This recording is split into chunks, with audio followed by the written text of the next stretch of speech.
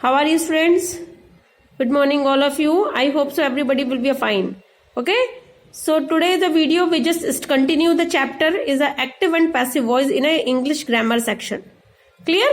English grammar के section में हम लोग पढ़ रहे थे chapter active and passive voice, और जिसमें हम लोगों ने प्रेजेंट इंडेफिनिट, प्रेजेंट कॉन्टिन्यूअस और प्रेजेंट परफेक्ट कॉन्टिन्यूअस को रीड आउट कर लिया था. एंड पास्ट टेंस में अगर चले हैं तो पास्ट इंडेफिनिट और past continuous is completed. So today we just learn the rule and their exercises in a past perfect tense. Clear? So next we start is a past perfect tense. So past perfect tense, the rule is, आपको सामने दिख रहा होगा, subject के बाद verb जो है वो पास्ट पर के अकॉर्डिंग लगेगी, तो लगेगी हैड के साथ में हम लोग लगाएंगे been, had been, third form of verb by and object. Clear? So for example है they had done their work in time. ठीक, तो सबसे पहले हम लोग सब्जेक्ट पिक करेंगे, तो दे हमारा सब्जेक्ट है और हैड हमारा मेन वर्ब है, हेल्पिंग वर्ब है, और डन हमारा मेन वर्ब है. इसके बाद हमारा क्या है, देयर होमवर्क, देयर वर्क हमारा जो है वो ऑब्जेक्ट है. इन टाइम ऑब्जेक्ट नहीं है, क्या ऑब्जेक्ट है, देयर वर्क एक साथ. तो देयर वर्क आगे आया, यानी ये सब पीछे का ऑब्जेक्ट वो आगे आके सब्जेक्ट बना. लास्ट वीडियो में मैंने आपको बताया था कि जब कभी भी पैसिव वॉइस हम लोग करते हैं तो पैसिव वॉइस में हमेशा सब्जेक्ट और ऑब्जेक्ट का प्लेस जो है वो चेंज हो जाता है. ठीक है, तो यहाँ पर हम लोग पीछे का जो देयर वर्क ऑब्जेक्ट है उसको आगे लाए, सब्जेक्ट बन गया वो. अब देखो सब्जेक्ट हमें मिल गया, इसके बाद हम क्या लगाएंगे यहाँ पर, हैड बीन. तो हम लोगों ने क्या लगाया, had been. Okay, third form of verb की third form done, already third form लिखी हुई है, डू डिड डन, तो डन का डन कॉपी कर दिया. उसके बाद हम लोगों ने लगाया बाई, और उसके बाद क्या लगाया, ऑब्जेक्ट. जो आगे का सब्जेक्ट है वो पीछे जाके ऑब्जेक्ट बन जाएगा, तो दे पीछे जाके क्या बन जाएगा, देम. लास्ट में हमारे पास एक वर्ड और लिखा हुआ है इन टाइम, उसको भी लास्ट में हम लोगों ने लिख दिया इन टाइम. जो भी कुछ लिखा है लास्ट में आप लिख सकते हो. क्लियर? अब अगर इसी का इंट्रोगेटिव सेंटेंस की बात करें, यानी पास्ट परफेक्ट टेंस की इंट्रोगेटिव सेंटेंस की, तो रूल इज हैड के तुरंत बाद बीन नहीं लगेगा, पहले हैड लगेगा, देन आफ्टर सब्जेक्ट लिखेंगे, सब्जेक्ट के बाद हम लोग यहाँ पर बीन लगाएंगे, उसके बाद third form of verb, then after by and object. Okay, for example is had you received the news by the fall of night. Clear? तो हम लोगों का सेंटेंस क्या है, had you received the news. ये इतना बस खाली हमारा सेंटेंस. ये तो एक्स्ट्रा वर्ड जुड़े हुए हैं, bye the fall of night. तो हम लोग इसके ही यहीं तक में ही केवल अब सब्जेक्ट और ऑब्जेक्ट ढूंढेंगे. ठीक है, तो ये हमारा यू तो सब्जेक्ट है, ऑब्जेक्ट क्या हमारा, द न्यूज. ठीक, तो पहले इंट्रोगेटिव कर रहे हैं तो हैड को पहले लिखना है, तो हैड का हैड आ गया. उसके बाद हम सब्जेक्ट लिखेंगे, तो जो हमारा पीछे का ऑब्जेक्ट है द न्यूज, वो आगे आके सब्जेक्ट बन जाएगा. तो हमें हैड मिल गया, सब्जेक्ट मिल गया. उसके बाद हम लोग क्या लगाएंगे, बीन. फिर हम लोगों ने बीन लगाया. इसके बाद क्या, थर्ड फॉर्म ऑफ वर्ब की third form, received third form भी होती है, रिसीव्ड. उसके बाद हम लोगों ने क्या लगाया, बाई और ऑब्जेक्ट. अब इसमें देखो क्या लिखा है, बाई और ऑब्जेक्ट जो है वो लास्ट में लगा हुआ है.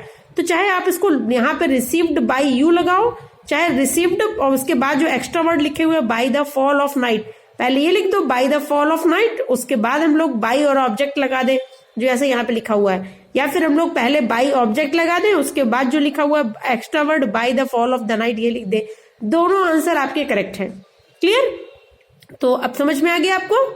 ठीक, अब इसको मैं एक बार थोड़ी देर पॉज करके रख रही हूँ, जितने भी रूल्स हैं वो सब नोट डाउन कर लो.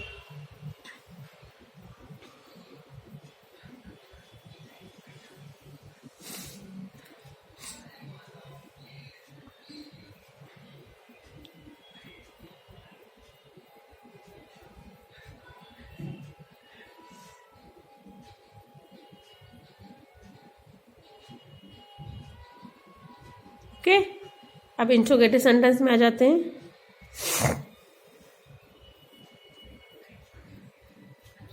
नीचे वाला सेंटेंस सबको समझ में आ गया ना? एक बार फिर से बता दे रही हूं मैं, क्या लिखा हुआ है. हमारा सेंटेंस है, हमारा example, had you received the news bye the fall of night, और हमें इसको चेंज करना है. तो हैड द ऑब्जेक्ट जो हमारा द न्यूज है वो आगे आ गया, सब्जेक्ट बन गया, तो हैड द न्यूज. उसके बाद बीन, उसके बाद वर्ब की थर्ड फॉर्म रिसीव्ड.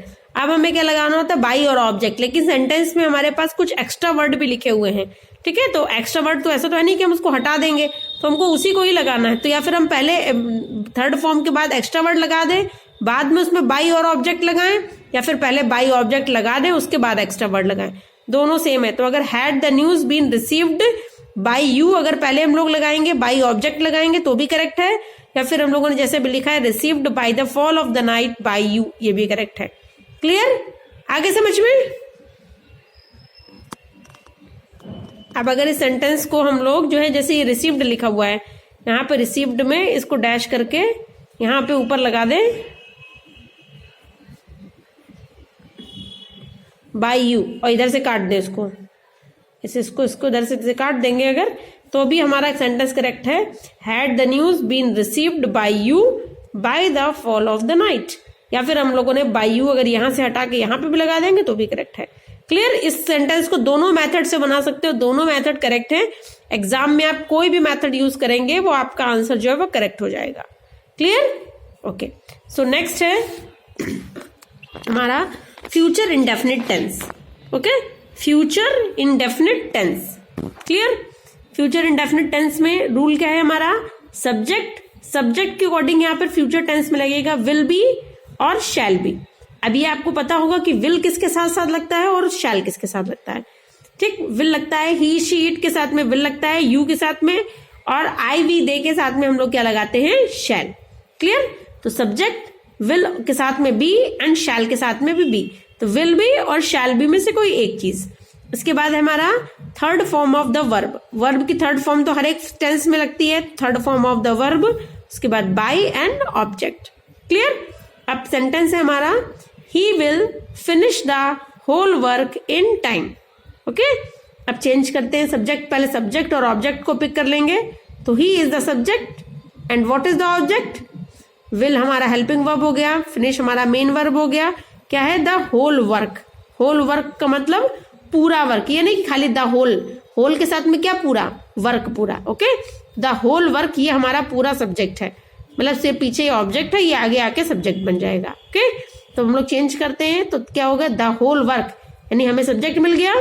उसके बाद हम लोग क्या लगाएंगे, विल बी या फिर शैल बी। तो will be work, the whole work के साथ में हम लोग क्या लगाएंगे, विल बी। इसके बाद है third form of verb. Verb की थर्ड फॉर्म यानी फिनिश लिखा हुआ है, फिनिश की थर्ड फॉर्म यहाँ पे क्या हो जाएगी, फिनिश्ड।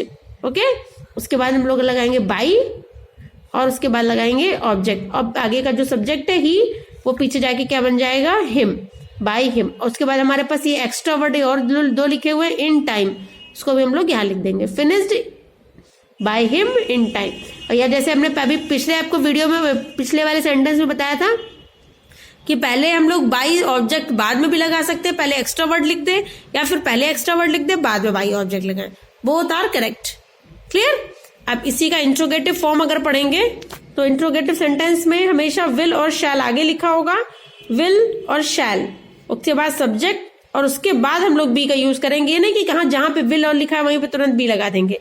इंट्रोगेटिव सेंटेंस में केवल विल और शैल आगे आएगा और सब्जेक्ट उसके बाद बी लगाएंगे, उसके बाद third form of verb by और ऑब्जेक्ट। क्लियर, अब एग्जाम्पल देखो क्या लिखा हुआ है, when will the doctor examine you. हमने आपको बताया था व्हेन, व्हाट, वेयर, ठीक है। व्हेन ये सब आपके जो क्वेश्चन वर्ड होंगे, how, how many, how much, केवल जहां पे हु लिखा होगा उसको चेंज करेंगे बाई हुम में। लास्ट प्रीवियस वीडियो में मैंने आपको बताया था ना कि जहां पे हु लिखा होगा केवल वहां पर हम लोग बाई हुम लगाएंगे, बाकी कोई भी क्वेश्चन वर्ड लिखा होगा उसको सेम एज ऐसे कॉपी कर देंगे। ठीक है, तो हमारा पहला एक क्वेश्चन वर्ड लिखा हुआ इंट्रोगेटिव सेंटेंस में व्हेन, तो व्हेन लिखा है तो व्हेन का व्हेन, ऐसे व्हेन जो ऊपर लिखा है क्वेश्चन में वही आंसर आपने लिख दिया। अब हमारा इतना सेंटेंस हमें चेंज करना है, will the doctor examine you. ठीक है, तो फिर वही चेंज करते हैं, पहले सब्जेक्ट को पिक करेंगे, द डॉक्टर हमारा सब्जेक्ट है और यू हमारा ऑब्जेक्ट है, तो व्हेन का व्हेन लिखा रहने दो और विल यू के अकॉर्डिंग भी हम लोग यहाँ विल लगाएंगे, तो विल का विल हो गया, पीछे का ऑब्जेक्ट आगे आके सब्जेक्ट बन गया यू, यानी हमें विल में से, विल शैल में से एक विल चूज कर लिया, उसके बाद हमने सब्जेक्ट लगा लिया और सब्जेक्ट के बाद हमें क्या लगाना है, बी, तो हम लोगों ने क्या लगा दिया, बी। इसके बाद क्या है, third form of verb, verb की थर्ड फॉर्म यानी एग्जामिन की थर्ड फॉर्म क्या हो जाएगी, एग्जामिन्ड। ओके, उसके बाद क्या लगाएंगे, बाई और ऑब्जेक्ट, बाई लगा दिया और आगे का जो सब्जेक्ट है द डॉक्टर वो पीछे जाके क्या बन गया, ऑब्जेक्ट, और लास्ट में क्वेश्चन मार्क। सेंटेंस एक बार फिर से देख लो। व्हेन कोई भी क्वेश्चन वर्ड लिखा होगा, केवल हु अगर लिखा होगा तो उसको चेंज करेंगे बाय हुम में। बाकी कोई भी क्वेश्चन वर्ड लिखा होगा, जैसे व्हाट हो गया, वेयर हो गया, व्हेन हो गया, विच हो गया, हाउ हो गया, हाउ मैनी हो गया, ठीक है, ये सारे क्वेश्चन वर्ड जितने भी होंगे वो सेम एज ए कॉपी हो जाएंगे। जो लिखा होगा वो आंसर में आप भी बिल्कुल सेम वही लिख देंगे। केवल हु लिखा होगा तो उसकी जगह हम लोग क्या लगाएंगे, बाय हुम।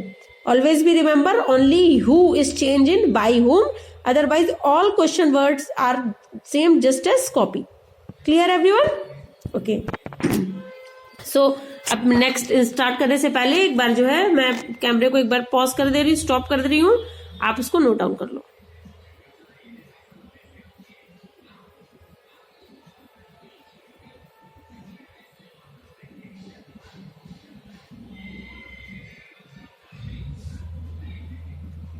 बुक से केवल आप लोग जो एक्सरसाइज करना, ठीक है, बुक में एक्सरसाइज करना, क्योंकि बुक में बहुत कंफ्यूजिंग भी कहीं कहीं लिखा होगा, बहुत ज्यादा कंफ्यूज हो जाओगे। मैंने बहुत इजी लैंग्वेज में आपको बताया है, इंट्रोगेटिव और सिंपल सेंटेंसेस।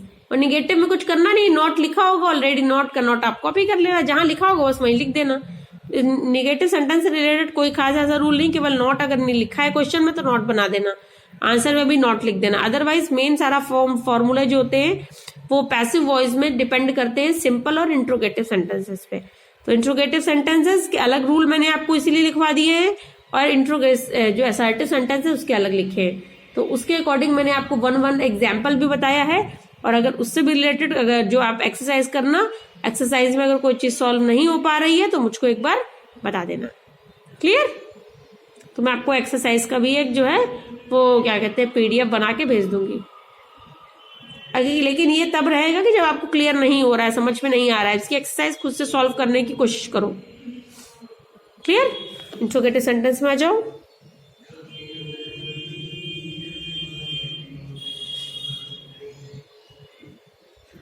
और घर में एक्सरसाइज करते रहना, प्रैक्टिस बहुत डिपेंड करती है किसी भी फॉर्म को लेके। इसके बाद का जो हमारा ग्रामर का सेक्शन है, ग्रामर का चैप्टर है, वो अब आपका सिर्फ और सिर्फ लर्निंग वर्क है। सारा आपको वोकैबुलरी है सारा, यानी होमोफोन्स है, इडियम्स है, वन वर्ड सब्स्टिट्यूशन है, एंटोनिम्स, सिनोनिम्स है, ये सारा लर्निंग वर्क है। इसके बाद लेटर एप्लीकेशन राइटिंग है, स्टोरी राइटिंग है, इसके बाद सारा लर्निंग वर्क है। जितना प्रैक्टिस आप डिपेंड करोगे वो प्रैक्टिस पे डिपेंड करेगा। तो अब जो है वो मस्ती बंद, फिर ये मत सोचना कि ऑनलाइन क्लासेस चल रही है, पढ़ाई नहीं करनी है। Clear everyone? हो गया? अब नेक्स्ट स्टार्ट करते हैं हम लोग फ्यूचर परफेक्ट टेंस। ओके, अब पास्ट का कंप्लीट हो गया, अब हमारा नेक्स्ट नंबर आया, सॉरी फ्यूचर इंडेफिनिट तो अभी रह गया। अच्छा, फ्यूचर इंडेफिनिट तो मैंने अभी आपको पढ़ा दिया। Okay okay, sorry. नेक्स्ट है फ्यूचर परफेक्ट टेंस, ये आपका लास्ट टेंस है, ठीक, क्योंकि फ्यूचर कॉन्टिन्यूअस टेंस की पैसिव वॉइस नहीं बनती है।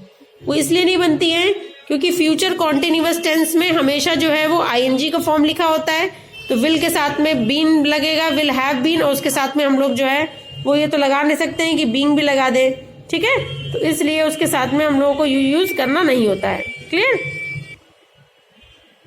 Okay, so next is a future perfect tense. ठीक है, तो फ्यूचर परफेक्ट टेंस का एग्जांपल आपको पहले रूल देख लो, उसके बाद क्या है सब्जेक्ट, सब्जेक्ट के बाद हमारा आएगा विल हैव बीन और या फिर शैल हैव बीन, यानी विल और हैव के साथ में बीन और शैल के साथ में हैव बीन।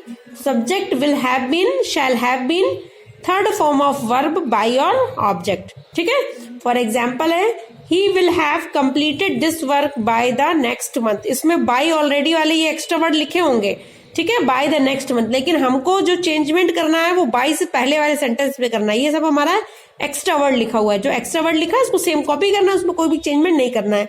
तो सपोज हमारा सेंटेंस सिर्फ इतना ही बनेगा, ही will have completed this work by the next month, ये हमारा एक्स्ट्रा वर्क है, तो ही इज द सब्जेक्ट और this work is the object. Okay, तो हम लोग चेंज करते हैं दिस वर्क से,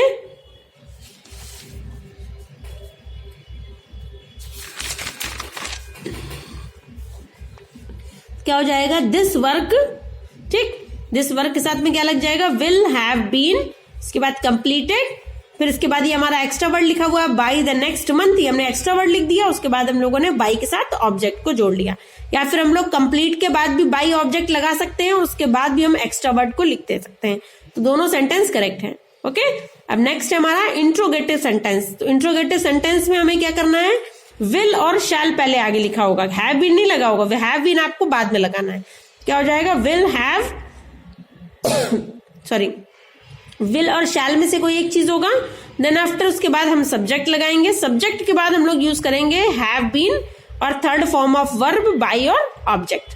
क्लियर, तो हम लोग यहाँ पे क्या लगाएंगे, सेंटेंस हमारा है will they have served the dinner before we reach there home. तो बिफोर और आफ्टर हमने जितना बार बताया बाय लगाओगे, ये सब हमारा एक्स्ट्रा वर्ड है। अभी हमारा सेंटेंस सिर्फ कितना है, by they have served the dinner, सिर्फ इसको ही हमें चेंज करना है। बाकी बिफोर आफ्टर बाय जहां पे भी लिखा होगा उसके बाद से जितना भी वर्ड लिखा होगा वो सब कोई चेंजमेंट नहीं करना है। क्लियर, तो हम लोग चेंज करेंगे इसको, विल और शैल में से कोई एक चीज लगानी, तो विल लगाया हम लोगों ने, सब्जेक्ट हमारा दे है और ऑब्जेक्ट क्या है हमारा द डिनर, तो द डिनर आगे आया, तो विल द डिनर, उसके साथ हम लोगों ने क्या लगाया, हैव बीन। पहले देखो लिखा हुआ है ना रूल में, विल और शैल में से कोई एक चीज लगानी, विल लगाया, उसके बाद सब्जेक्ट लिखना है, सब्जेक्ट हमारा द डिनर हो गया, इसके बाद हम लोगों ने नेक्स्ट क्या लगाया, हैव बीन, तो हमारा क्या हो गया, हैव बीन।